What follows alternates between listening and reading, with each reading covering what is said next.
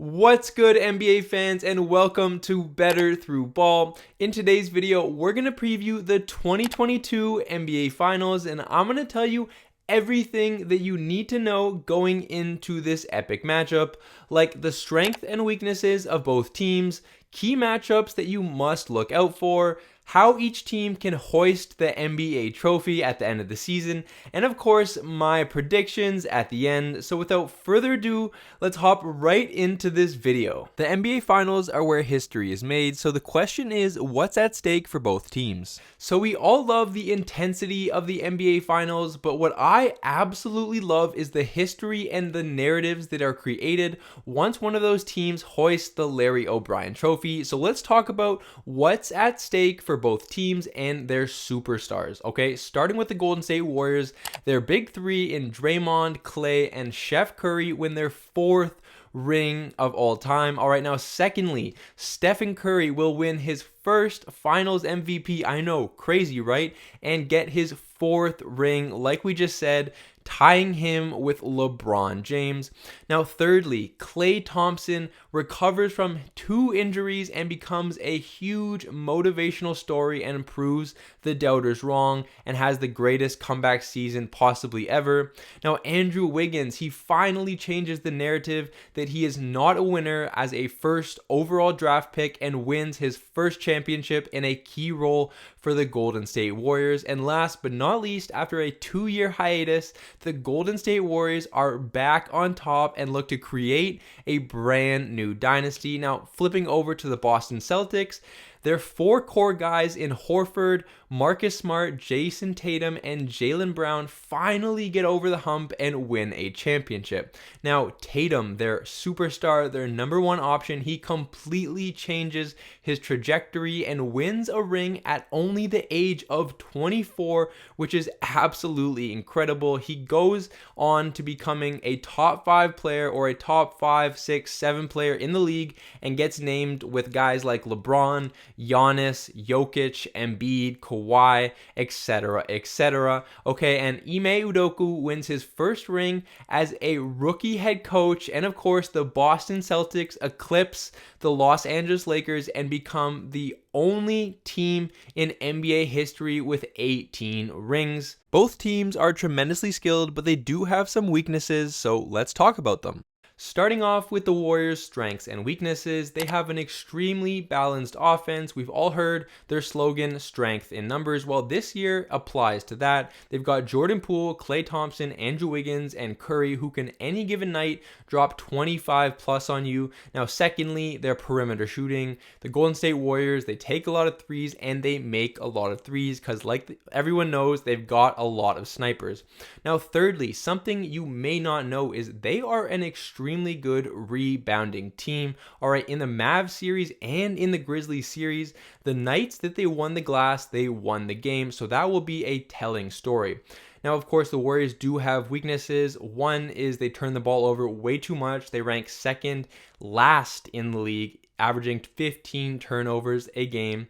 And secondly, they lack size. All right, at the 4 and 5 spot, Draymond is 6'7" and Looney is 6'9", and they're going to be going up against some big boys who are extremely good athletes. Now, moving on to the Boston Celtics, because they have a great team, but of course, they have their weaknesses as well. Starting off with their strengths, their defense. All right, these guys are extremely long, and they've got Marcus Smart, the defensive player of the year, starting it off, picking you up at half court, and then the guys behind them are extremely gifted athletes. They're long and they know how to play defense for one another. Now, secondly, they've got a 2-headed monster in Jaylen Brown and Jason Tatum, who, as we've seen, can drop 40-piece McNuggets any given night. Now, thirdly, this team is extremely young and athletic. 4 of their 5 starters are in their 20s, in their athletic primes, and they're going to give you the work, and they're not going to stop because these boys are in tip-top shape. Now, moving on to their weaknesses, one is inconsistency. We saw it with the Miami Heat. All right, they gave up a few quarters where they were just no-shows. They got absolutely dogged, and Tatum has had a few games against the Bucks and the Heat where, he really didn't show up. He didn't shoot many field goals, so that's something to watch. And lastly, fatigue. All right. The Boston Celtics went against the Bucks. They beat them, of course, but that was a 7-game series, and then they went 7 against the Heat. And while the Golden State Warriors went 6 in the second round and 5 against the Mavs, so they've got a lot more rest. A game, or heck, a whole series can be won by a key matchup, so let's discuss 3. The first matchup we have to look forward to is Andrew Wiggins versus Jason Tatum. Now, we saw what Wiggins did versus the Mavericks, dropping 18.6 points per game and 7.2 rebounds and slowing Luka Doncic down.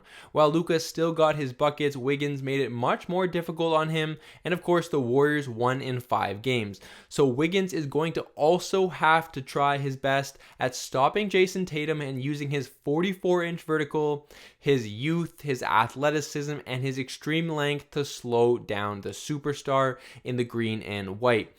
Now, also on the offensive end, Wiggins is going to have to give Tatum buckets to try and fatigue him so that lactic acid builds up, and in the last 5 minutes, Tatum's jump shots just aren't as easy to hit. Now, secondly, both sixth man. All right, the first guys off the bench in Jordan Poole and Grant Williams, who is going to impact 1 or heck even 2 games more than the other bench player. Will it be Jordan Poole's offensive power, or will it be Grant Williams' defensive prowess and spot up threes? We shall see. Now, the last matchup I am looking at is going to be the 2 big men in Kevon Looney and Robert Williams. All right, these guys aren't going to impact the offensive game that much. All right, of course, they're going to be setting great screens, rolling to the basket, but it's going to be on the defensive end. Who is going to create more chaos, change the trajectory of more shots, get a bunch of blocks, set the better screens, grab more boards, and grab those crucial offensive rebounds that we're going to talk about in the next segment? That could very well be the difference, because these boys both like to get on the glass and work their butts off. Each team has a game plan they must execute, so what exactly are the keys to success? The 3 keys to success for the Golden State Warriors are: number 1, don't just rely on Steph Curry. Every guy is going to have to contribute, whether it's Klay Thompson stepping up for a game, Poole, or Wiggins. All right, strength in numbers is the Warriors' motto, and it's going to have to be for this NBA Finals. Secondly, crash the glass. We talked about the success that the Warriors have when they win the glass, and it's going to have to remain against this extremely tall and defensive-oriented Boston Celtics squad. Now, last but not least, get physical. All right, the Boston Celtics have the athletic advantage and the length advantage. However, the Warriors are going to have to push back and let the refs know that they are equally as aggressive, so that the whistle gets called equally both way. Now, for the Boston Celtics, points in the paint is going to be so key.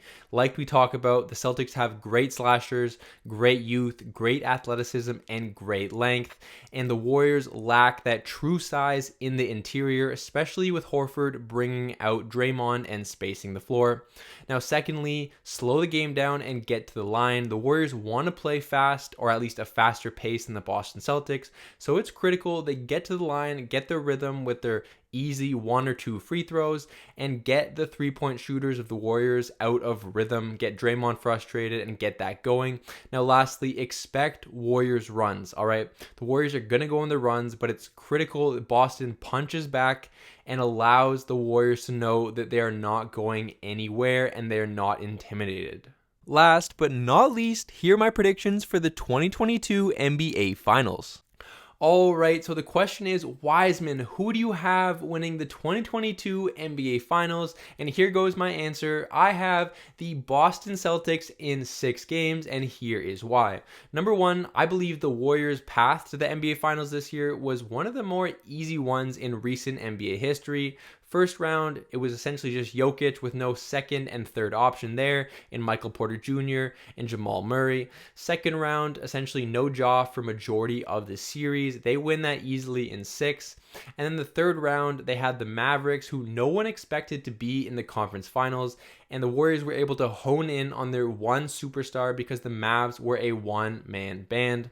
All right, now if you look to the Boston Celtics, they swept the Eastern Conference favorites in KD and Kyrie and the Brooklyn Nets in the first round. Second round, they go up against the defending champs in Giannis. They beat them in 7 games, and they were the second favorites in the Eastern Conference in terms of betting odds. And then thirdly, they beat the Miami Heat, the number 1 seed, in 7 games. So they're battle tested, and I believe that is going to play a huge role in the NBA Finals. Now, secondly, I just think this is a great matchup for the Boston Celtics. All right, they're extremely athletic. Warriors kind of they miss that athleticism with a younger Iguodala, a Sean Livingston, a Harrison Barnes. All right, that's the old dynasty, and I just think they're going to beat them up in a 7-game series, and they're much, much younger. Now, last but not least, we've all heard this, the Boston Celtics defense is immaculate, and I think it's really going to show against the Golden State Warriors. Of course, the Warriors will go on their runs, but in 7 games, I'm picking that defense because everyone knows defense wins championships. But anyways, guys, that concludes the preview of the 2022 NBA playoffs. Those are my predictions. If you're still watching, amen. Thank you very much. I really appreciate it. A lot goes into this video as I am a one-man band. So if you enjoyed, make sure to smash the like button, hit that subscribe button, and definitely let me know in the comments what you think of all the things I talked about, the stats, the opinions, and of course, my predictions. Talk yo stuff in the comments. But anyways, my name is Wiseman. This has been Better Through Ball, and I'll see you guys in the next one. And heck, enjoy the NBA finals because I am super hyped up. I'll see you guys in the next one. Peace.